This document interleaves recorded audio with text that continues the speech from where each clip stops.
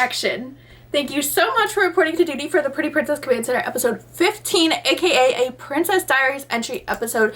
This episode is going to be so good. I'm just so excited. I can just feel it in my bones. It's going to be a good episode. And also, the day that this gets posted is the day that I turn 20.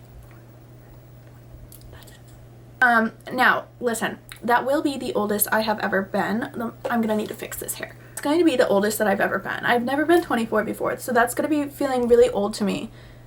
I know that it's, in retrospect, it's not that old, but it will be the oldest I will have ever experienced being, so it's going to be a little bit scary. We will succeed. We will have a good year. But I just in case you wanted to say happy birthday, or like if you wanted to become an official Pretty Princess and join the Command Center, like all you have to do is subscribe, and like that'd be a really cool birthday gift.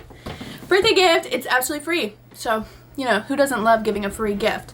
But anyway, without further ado, I think we should just jump right into the Princess Diaries episode, because you know what? If you want to know more about my life, you can hang out with me on literally like every other social media channel, and I feel like this channel is about your lives, okay? This is not about me. This is about you. Actually, before we fully get into it, just a reminder, if you want to submit a Princess Diary entry, all you have to do is submit it in the Google form. It's always linked in all of the descriptions of all of my videos. It will always be there, so if you're like, oh my gosh, like this crazy thing is happening, let me know. And I can give you advice on it. I can give you a second opinion on it. Also, I say this in like almost every episode, and I feel I won't have to say it for too much longer, but be as detailed as you possibly can. Be as detailed as you possibly can. Also, Gloria from episode 13, from the last Princess Diaries entry episode, she was the girl who was getting her breast reduction and she wanted to lose a little bit of weight, but her gym had closed down, all that stuff. I think it was yesterday, she told me on our broadcast channel, which if you don't know, now you know, join the broadcast channel on my Instagram. She was telling me it's this week. So everybody wish her love and healing energy and good vibes in the comments below, because oh my goodness, one of our princesses is fulfilling something she's always wanted to do, and I can't wait to hear the updates. I really want to ask for the, like I want to see. But like, I can't. I know I can't. Anyway, without further ado. Okay, so Princess Diary entry number 1 says, how did you make your closet what your closet is? Because it literally is amazing. Thank you so much. You have so many pieces that would work in so many ways. How did you start it? I have a lot of clothes and I am just struggling to get with the basics that make every outfit look like a damn good outfit. Okay, Slay, I completely understand, because I kind of used to be like that. Before I really, like, there was a period of time where I was kind of just following trends. I think, I don't know, it was the year after I graduated, so it was 2020, and I think, like, peak COVID time, I feel like everybody was just trying to follow trends, because it was like, oh my gosh, I've never seen cow print pants before, let me get a pair, you know? During that time period, I was like, oh my gosh, like, I want to try this, and I had so many pieces of clothes that just didn't work together, and I feel like I finally cracked the code, and literally today, I just filmed a like styling one piece multiple ways video for short form content, so on my TikTok and my Instagram and everything. So if you want to see more like fashion content from me, you can find me over there. But I really think step number 1 is finding your personal style, okay? And your personal style is not the trend that's in this month. Your personal style is not the thing that your best friend thinks you should wear, or the thing that, you know, you really, really love this influencer and she looks really good in it, but when you put it on, you don't like how you feel in it, but you wear it anyway. That is not your personal style. Your personal style is literally just the style that when you wear it, you actually feel so good inside. Like, you feel like, oh my gosh, I feel like myself. I'm so happy with what I'm wearing. Like, this outfit is helping me feel more confident. This outfit is helping me project a happier energy into the world, because I just feel put together. I feel good. For me, that's literally neutrals. When you look in my closet, you're really not going to find that much color. Like, I do have maybe like 6 pieces in my closet that are colored, and most of them are either reds, like some shade of red, like a maroon, a burgundy, a cherry red, or they're blues of some sort, like navy blues. I love navy blues for the fall. And I like royal, like cobalt blues. So even that, technically those are still like the neutrals of color, right? Like, I just like it. And here's my thing, because I tried to get into wearing a lot of color because I saw other people doing it and I was like, I love that outfit, it's so cute. But when I would put it on, I would not feel good in it. And I would be like, well, I don't feel good in this, but I like how it looks, so I'm gonna wear it. Like, those, it clashes. You can't do that. You can't do that. So then I learned, I was like, okay, wait. If I see a girl in a all blue outfit, like everything's blue, I can appreciate it without wanting to do it, you know? Like, I could see it on that girl and be like, wow, that looks so amazing on her. I literally am obsessed with that outfit.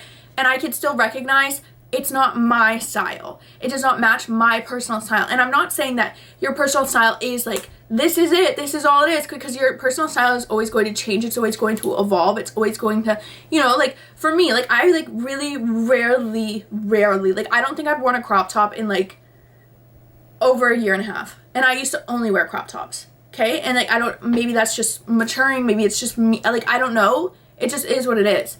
But I've always liked neutrals. Anytime I wear color, like I have a few things that when I wear color, like when I was in high school, I remember I had this light pink romper and I loved it. I loved it so much. I loved how it made me feel like, oh my gosh. But that was like honestly one of the only colors that I would wear and feel good. So one, it just comes down to finding the things that make you feel good. I know a lot of people will say like, oh, like don't dress for your body type because, you know, that's objective and that's letting people in society tell you. But no, dress for your body type, because for me personally, this is like a controversial opinion, but I really do think dressing for your body type it's not a bad thing. I feel like so many people online will tell you like, no, like that's so bad. Like you wear clothes to like, you wear clothes that fit your body. You don't, you know, there's like a whole controversial opinion on it online, whatever. But honestly, yeah, dress for your body type. The mini short trend, like the micro shorts, there are some versions of that. There's some outfits that people will put together with those shorts that I am in love with. Like I love them so much, so much. If I put them on, absolutely not. Absolutely not. Because the only thing you're going to be looking at is my ass. But when somebody with a more slender body type wears it, you're not really, like, your attention isn't drawn, like, oh shit, she has a nice, juicy, fat ass. Like, you're not going to think that because you're going to think, oh my gosh, that's, like, such a beautiful outfit. So for me, like, I know what I should be wearing for my body type. And not even because society said so, but because I personally don't like when I feel like my ass is like on full display. So, you know what I'm saying? Like, also, I don't like wearing super tight dresses because one, I know that the first thing people are going to see is my ass, which yes, I put it there for a reason, but also like because I'm a fashion girly, like I don't necessarily want to like accentuate that. Like you will never catch me really wearing like tight jeans. Like I always wear baggy pants. I always am wearing just like baggy jeans, like jeans where I put them on and like you have no idea what I look like underneath. And I love that.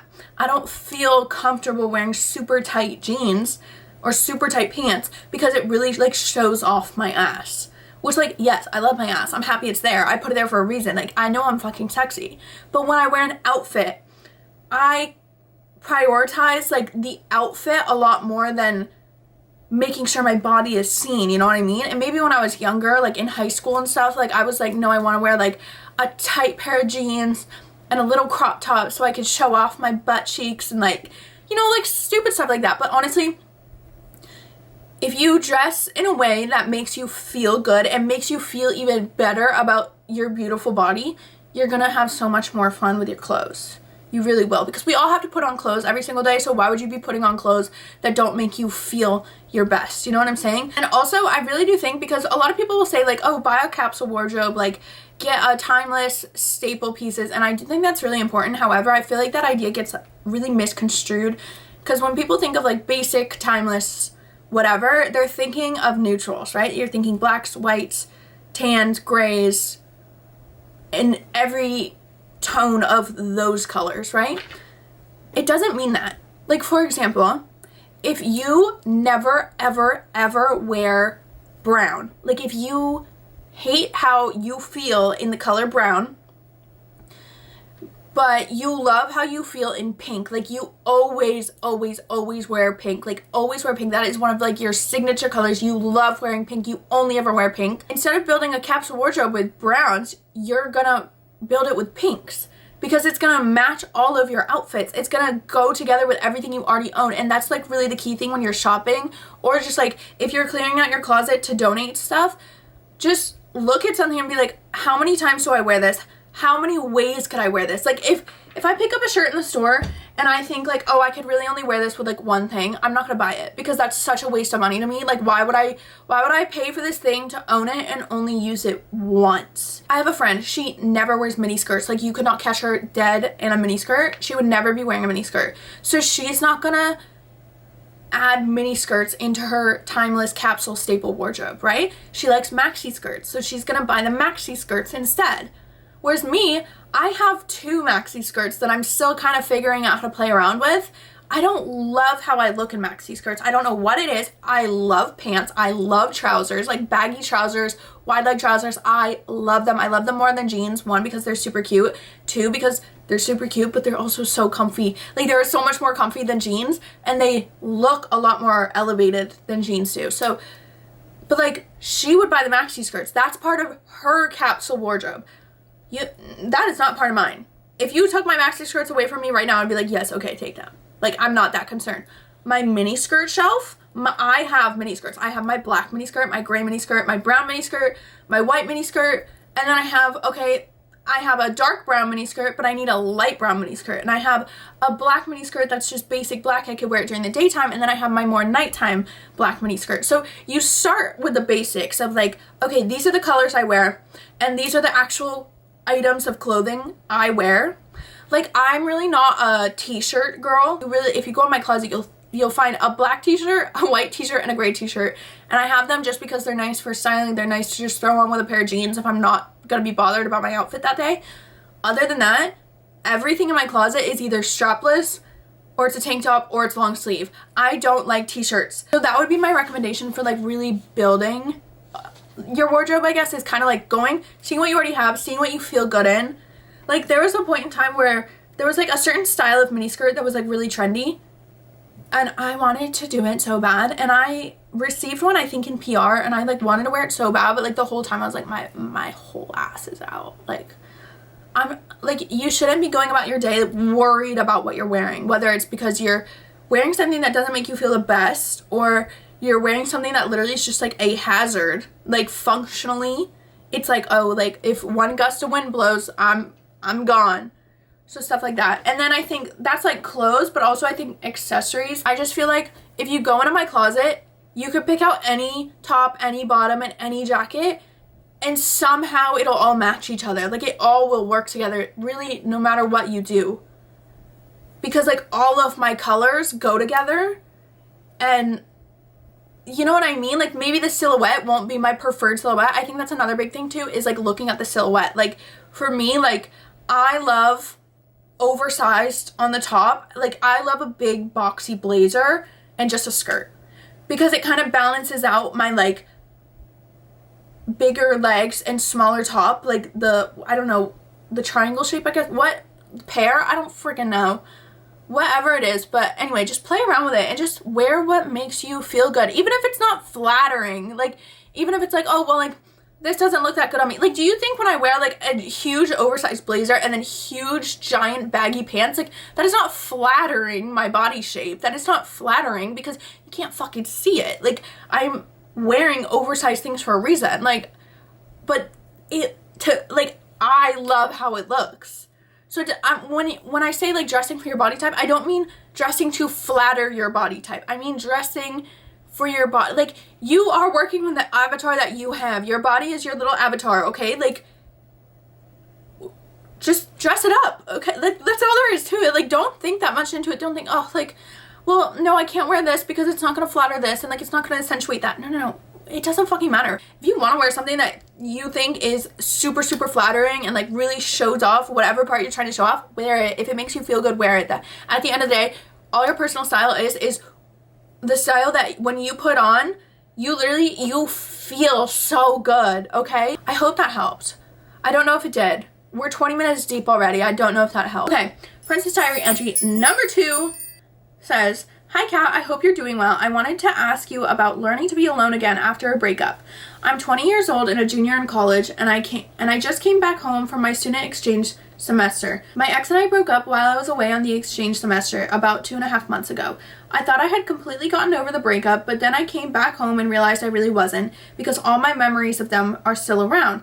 like just in my house, when I walk around my university building, we used to be in the same major, or in the city, it feels like I'm going through the breakup again, which does feel a little stupid given it was almost 3 months ago, and I keep thinking of them, and it does bring back a lot of the sadness. However, I am lucky that they graduated and are now at a different university, and we don't have the same friend group or even live in the same area, so I don't really have to worry about seeing them unless it's completely by coincidence on the street or something. Okay, that's hard. Okay, wait, pause. You guys broke up like 2.5 months ago. Okay, girl, you are supposed to still be a little bit sad, okay? But I'm not gonna coddle you, but I'm just saying, like, give yourself grace. Like, I think, like, a lot of times when you're dealing with a breakup, like, you put this pressure on yourself to, like, feel better and be better, and I don't even know where that pressure comes from. I think it's probably just, like, feeling the sadness sucks so bad. It's like, oh my gosh, just get better. But, like, you know, like, the tighter you hold on to something, the more it pulls away, right? So the more you want to be better and be healed, the longer it's gonna take to be healed, because you're like zoomed in right here. Like, this is where you are, and this is the whole healing journey, but you're right here and you're stuck right here being like, oh, like, I really want to heal. I really want to heal. Girl, step back. Be like, all right, this is the fact of the matter. I just had an amazing semester abroad. Sucks that we broke up, but breakups literally are blessings in disguise, which I know is probably so annoying to hear.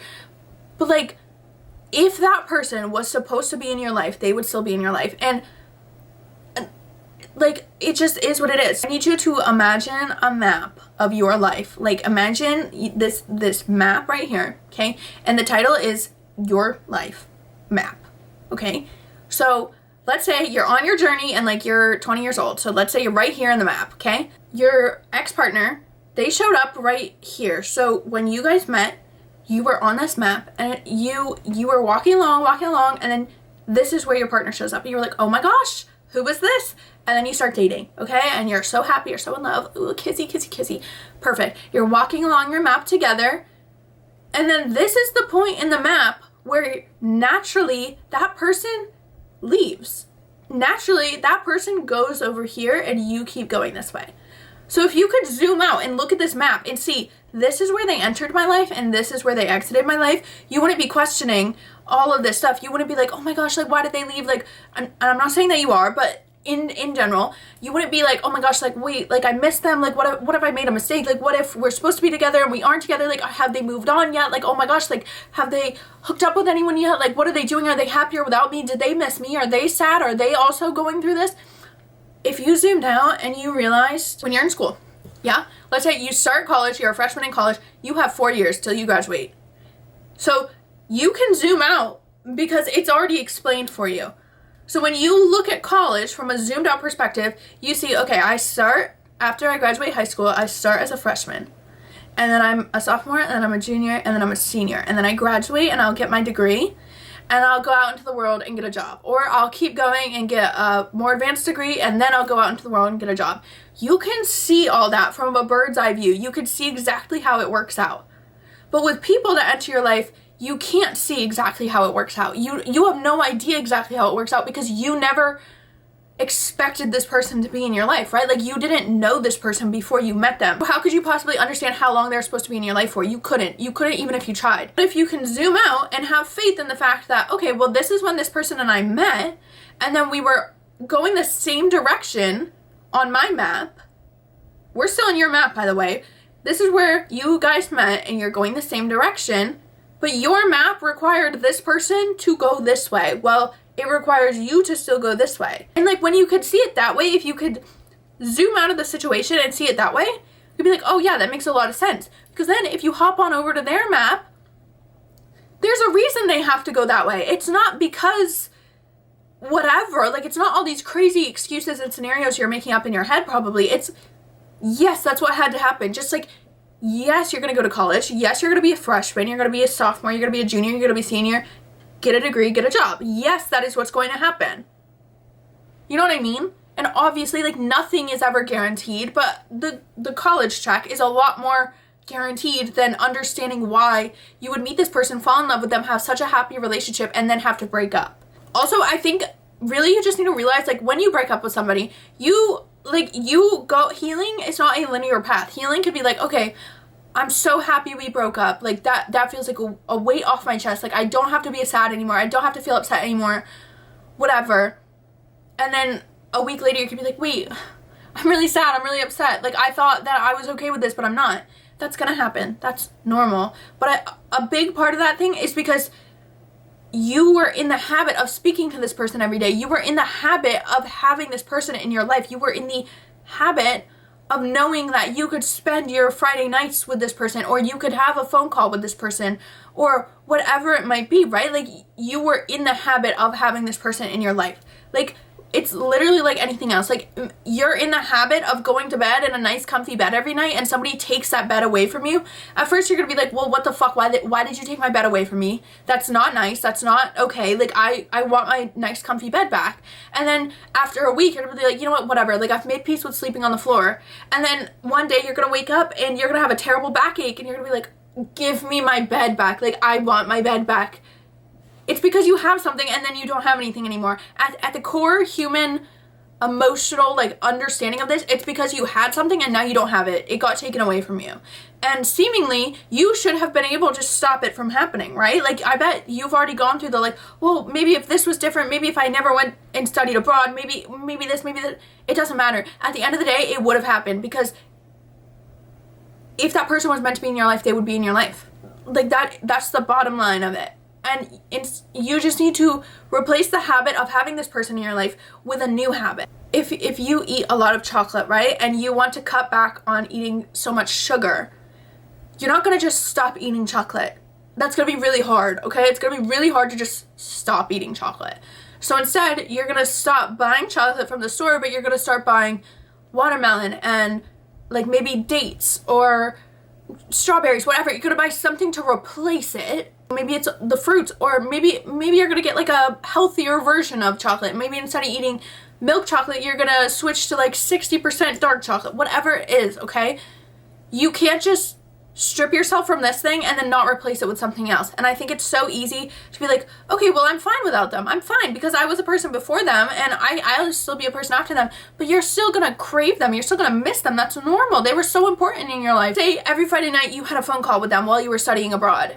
Now, and on Friday nights, you're gonna go do something that you used to do on Friday nights. You're gonna go do something that can kind of replace that habit, right? When I've dealt with breakups in the past, they are so hard. Like, no matter how mentally tough you are, no matter how strong you are, no matter how good at whatever you are, breakups suck.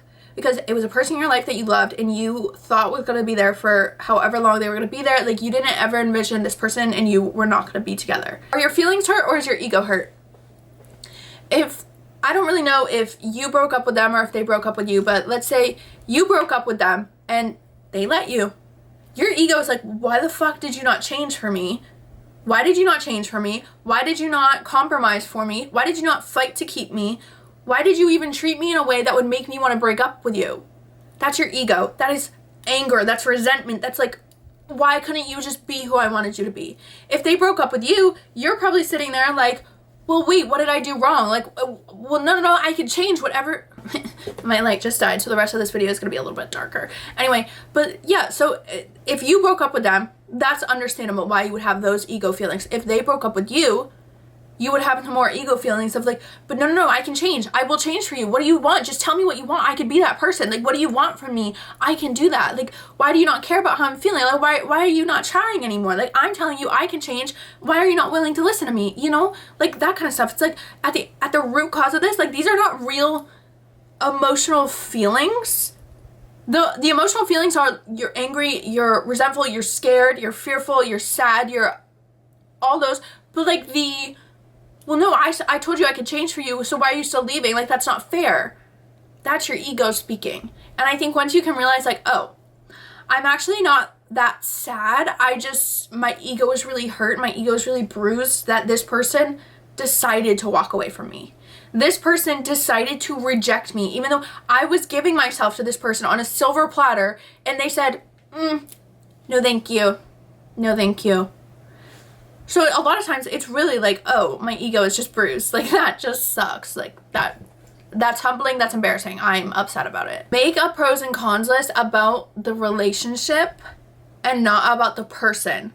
So what are your favorite parts about your relationship? And I know that might sound like it's like, well, why would I want to remember all the happy times if I'm sad? But no, it's really good to remember all the happy times, because you can look at that relationship and be like, wow, I'm so grateful for this relationship for what it was. Like, wow, amazing.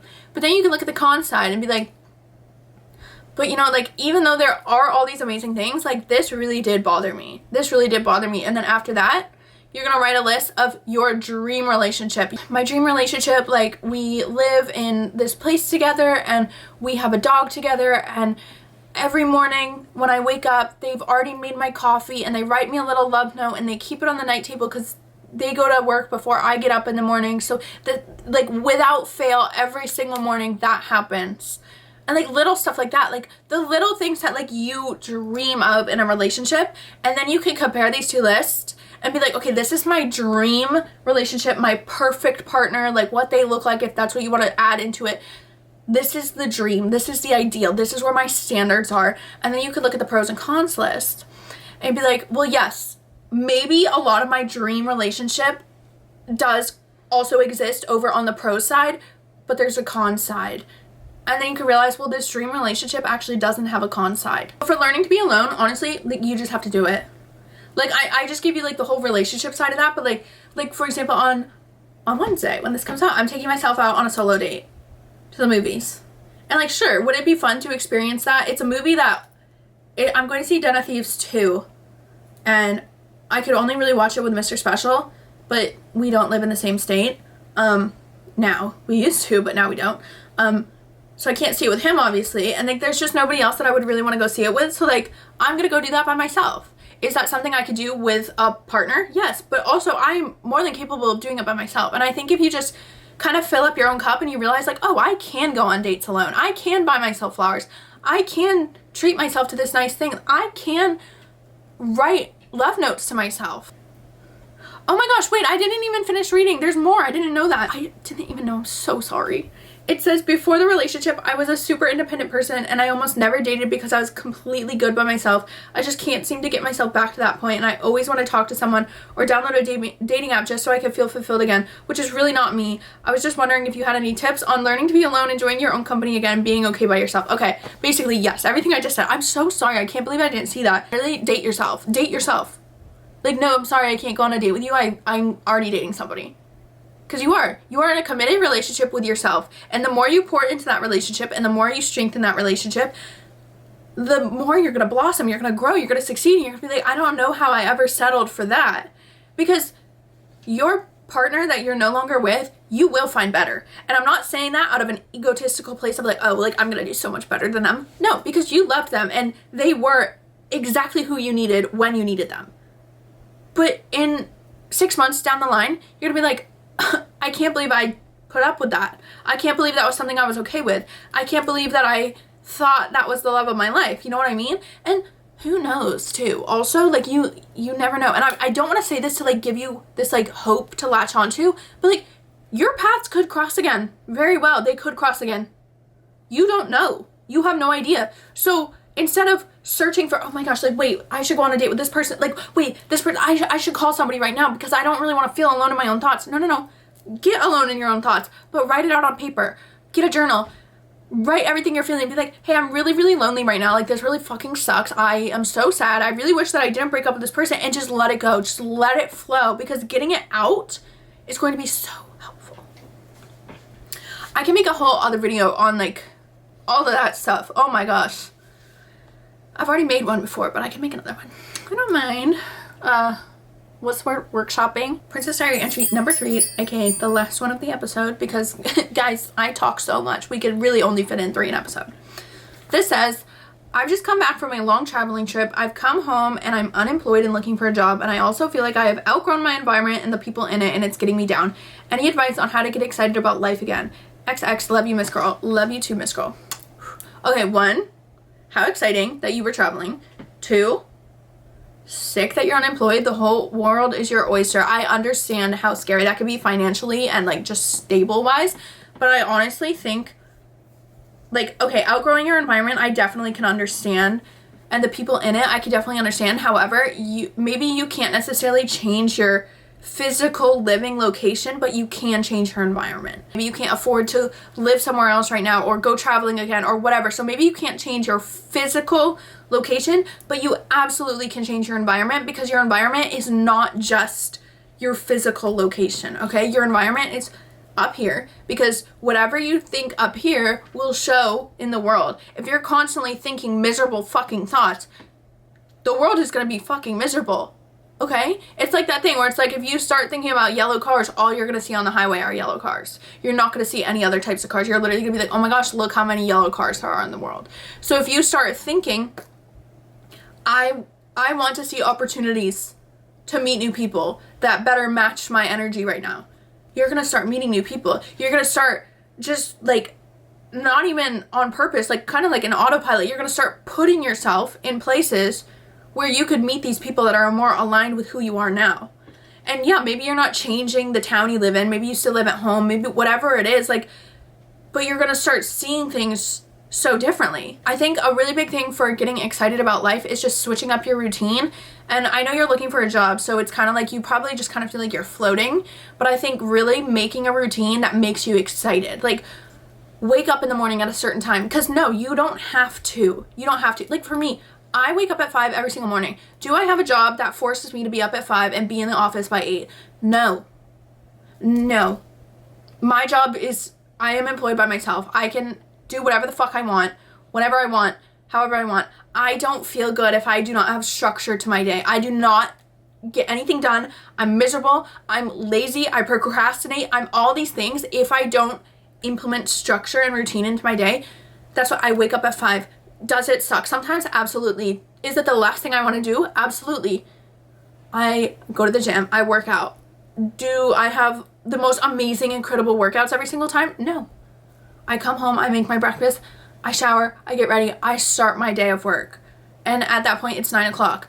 In my mind, I have to have a 9 to 5 in my mind for me to be able to get anything done properly, because I am a procrastinator. I was that person in school where I got assigned a project. Literally one of my years in school, we had like a 9 weeks project. So I guess it was like the first semester. I don't know. But it was a 9 weeks project, and we got it assigned like the second day of class, and we had 9 weeks to do it. When I tell you guys, I waited till the night before to start.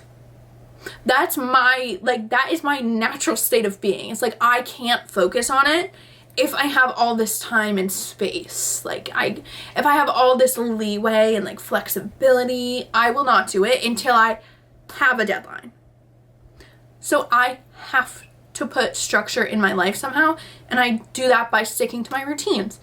And also, another thing is like, yeah, most of the time I'm just in this room filming.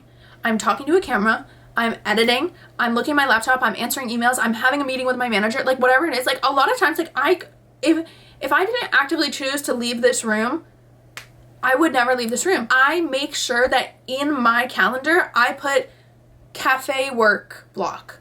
I make sure I put a cafe work block, because I need to leave this environment to get things done properly. Whether I go to a cafe, whether I go to a restaurant, whether I go to a library, I need to leave to go get my work done. And therefore, I can't film at the library. I can't film at a cafe. I can't do the things I can only do here, out there. So therefore, I am forced to get all my stuff that I can only do here, done here, so that I can go do those things that bring me joy and make me feel happy. You know what I'm saying? Like, you just have to put things into your routine that make you excited to wake up. Don't continue to surround yourself with people that you feel you've outgrown. Like, if you have a friendship circle that you really, like, just do not resonate with anymore for whatever reason, like, you just feel like, okay, like, we are not on the same vibes anymore, like, I'm not having a good time, I feel like I'm wasting my time by spending time with these people, which so many people will try to make you feel like a shitty person for saying something like that, but, like, it is what it is. I'm sorry, at the end of the day, like, if you feel your time could be better spent not with these people, do not spend your time with that people, because it is exactly what it sounds like. You are spending your time. You can spend your money, and money will come back. Once you spend your time, it's fucking gone. It's gone, okay? I don't know how else to put it to you. You spend your time, you say, here's my time, I'm getting your company in exchange. I don't want your company. You kind of piss me off. You kind of kill my vibes. And I don't really have that fun like, I don't really have that good of a time with you. You can't return it though. So don't spend your time on people that do not bring you fulfillment, that don't make you happy. Also, look for something new in your town. Like, let's say you like yoga and you want to take yoga classes. Look for a new yoga studio to go to, just one day a week. I understand that, like, you're unemployed and maybe you can't afford that, but, like, I'm sure you could afford one class, one time, once a month for now, right? Do that. And then guess what? You'll be in an environment where there's a lot of new people and you'll be like, oh my gosh, like, there are people that share similar mindsets to me and similar goals and similar whatever. There are so many people that are more aligned to who you are. You just have to be willing to go find them, because you're not going to find them by sitting in your room and being sad and hanging out with the same people that are not bringing you fulfillment. That you're not going to find new opportunities. You're not going to find a new circle. Also, the quote was, it's like, you are who you spend your time with, or like, you know what I'm talking about? It's like, your circle actually has such an impact on who you are and how you live your everyday life. If you, like, let's say you're alone and you're isolated and you don't have any friends, all that means really is, like, the things you're listening to and the things you're surrounding yourself with every day. So listen to a podcast that makes you feel good. Listen to a podcast that makes you want to learn, that makes you want to be better, or that just makes you laugh. Like, whatever it is, like, surround yourself with these people. Maybe you can't physically do it in your physical life, but your subconscious mind has no idea that these are not real human physical people in your physical life. Your subconscious brain is like the iceberg, okay? Your conscious mind is like the tip of the iceberg that you can see. It's like, yeah, well, no, obviously it's not a real person, it's a podcast. Well, it's a real person, but you know what I mean. And then your subconscious mind is this whole space that's underwater. So everything you tell your subconscious mind, it's like, wait, holy shit, like, wow, this person in her life is so cool and is so successful and is teaching me how to reach new heights in my career and how to better talk to people so that I could get a job interview and actually, like, do really well in my job interview. Your subconscious mind does not know that that's not a person sitting in front of your face telling you these things, okay? So when you're hearing these really good things from these podcasts, from these YouTubes, whatever you're listening to, or from movies, like Legally Blonde, hello? Legally Blonde is, like, honestly the best self-help anything that you could ever watch, and I stand by that. I think it's really up to you, because you could definitely fall victim to your own environment, and you could definitely fall victim to your own reality and your own friendships. Like, you can definitely be like, well, there's nothing I can do about it. Like, I can't move out, I can't afford to live out, and I can't save any money because I don't have a job, and I have to hang out with these people because they're my friends. No, you're just telling yourself that because it's a lot easier to tell yourself that because it's comfortable. You need to get out of your comfort zone, do shit that might be really scary, might hurt a little bit at the time being, and just go for it. I think with all that being said, we have officially concluded episode 15 of the Pretty Princess Command Center. So I hope you enjoyed, and again, submit your Princess Diary entries for episode 17 below in the Google form. It's all anonymous. I literally know nothing. That's why I ask you to be detailed, because I like to know everything. Me asking you to be detailed, and I literally forgot to read like half of the second entry. Anyway, I love you all so much. I'm gonna go. So on that note, I hope you have a pretty princess day.